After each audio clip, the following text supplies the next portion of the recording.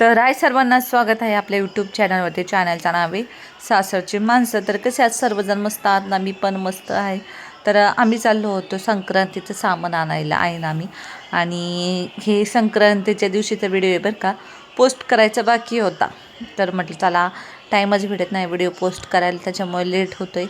तर मग आईने आम्ही सर्वजण चाललो होतो. आई बोलले मी पण येते. मग मी सर्व मी तयारी केली. गाजर वगैरे कापलं आणि हे केलं, संक्रांतीचं सर्व कापी करून घेतली. आणि बाकीचे सर्व घरातलं काम वगैरे आवरलं होतं, पण हे जे बाकीचं होतं काम ते करायचं बाकी होतं. घरातलं काम वगैरे सर्व बाकी होतं. आणि मग प्रांजल रेडी झाली होती. प्रांजलचा मेकअप वगैरे झाला होता, कारण प्रांजलला यायचं होतं माझ्यासोबत मंदिरात. पण शेवटी काय झालं, वेदांत ते आले, दीदी आले, त्याच्यामुळे तिने कॅन्सल केलं यायचं. मग आम्ही घरीच थांबलो. तर आता चाललेलं आहे, सध्या तुम्हाला सांगते काय होते घरात चर्चा वगैरे. आणि ते आल्यापासून म्हणजे तर भरपूर बदल होत चाललेला आहे नाही का. आता म्हणजे माझं रुटीनमध्ये पण बदल वगैरे झालेला आहे. आणि ते कारण जेव्हा मी एकटी असायचे तेव्हा माझं काम दमाने असायचं, म्हणजे काही एवढं काही पटपट जसं मला होईल तसं काम व्हायचं. आता कसं आई आल्यापासून लवकरच काम होतं आहे माझं. आणि आता 2-3 दिवस झालं तर पोरांना सुट्ट्याच होत्या, म्हणून काही टेन्शनच नव्हतं. आणि मग आईन ते चाललं आहे. आता आईंना पण खूप टेन्शन आहे काय करायचं वगैरे, म्हणजे त्यांचं टेन्शननी, म्हणजे आता जे सांगत असतात टेन्शन काय वगैरे, तर काय आम्ही काही बोलतच नाही आहेत. आईनं टेन्शन आहे, जोपर्यंत त्यांचा डिवोर्स होत नाही तोपर्यंत आईच्या डोक्याला टेन्शनच राहणार आहे. तर त्या टेन्शन आम्हाला सर्व सांगतायत, पण आता आम्ही तरी काय करणार. आम्ही तरी म्हणजे नुसतं हा हे करू शकतो, हो आपण करू, असं करू तसं करू हेच बोलत असतात. भाऊजींना पण टेन्शन आहे सध्या तरी. तीच प्रोसेस चालली, म्हणजे प्रोसेस तर नाही म्हणता यायचं, पण ते चाललेलं आहे. त्यांना टेन्शन आहे जवळ त्यांचं ते एकदम सुरळीत चालत नाही तोपर्यंत. तर हे बघा, मी पार्सल मागवलं होतं वजन काटा. तर वजन काटा मागवला होता. हे बोलले कशाला मागवलं वजन काटा वगैरे वगैरे. तर मी सध्या तुम्हाला तर माहिती आहे, सध्या मी तब्येत कमी करते, त्याच्यामुळे वजन काट्याची खूप आवश्यकता आहे. तर मग मागवलं आहे म्हटल्यानंतर मग मी सगळ्यांचं वजन चेक केलं. आणि खरंच खूप छान आहे बरं का. तुम्हाला जर खरंच पाहिजे असेल तर शॉर्ट व्हिडिओमध्ये टॅग केलेला आहे, आणि आत्ता पण टॅग करते व्हिडिओमध्ये. तर खरंच खूप छान आहे. सगळ्यांचे वजन चेक केले, मुलींचे चेक केले, कारण तुम्हाला माहिती बाहेर वजन चेक करायचं म्हटल्यानंतर पैसे लागतात.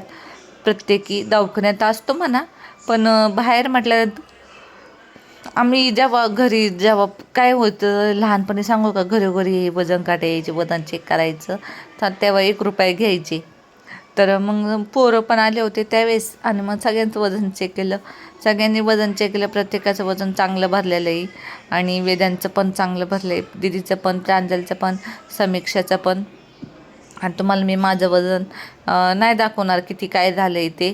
तर माझं वजन मला माझं वजन नाही सांगू वाटत सध्या मला. मग मला लई कसं तरी वाटतं वजन दाखवायचं म्हटलं की, म्हणून मी तुम्हाला माझं वजन दाखवत आहे किती आहे. तर माझं वजन भरलेलं आहे, नाही सांगणार. तर इथे ताईंचं वजन चेक केले, आणि मग ताई पण खुश झालेले आहेत त्यांचं वजन चेक करून. तर त्यांचा डान्स बघू शकता, एवढं कमी वजन झालं म्हणून त्यांचा डान्स बघा तुम्ही, लास्टचा डान्स बघा, किती खुश झालेले आहेत ते वजन बघून.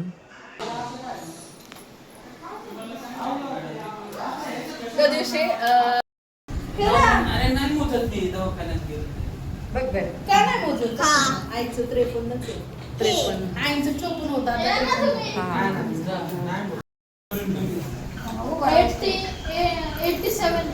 किती अक्काचं? 51 आहे. 51 80 म्हणजे 52 पर्यंत आहे. चांगलं आहे वजन तुझं, एवढं नाही कमी. माझं इतकंच आहे समजा.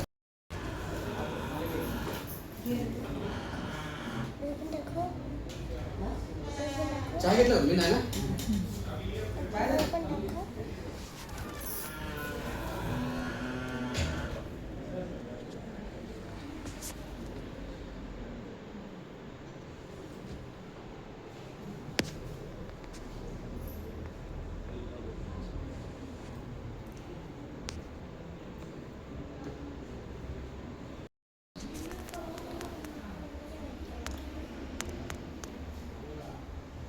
एक मिनिट.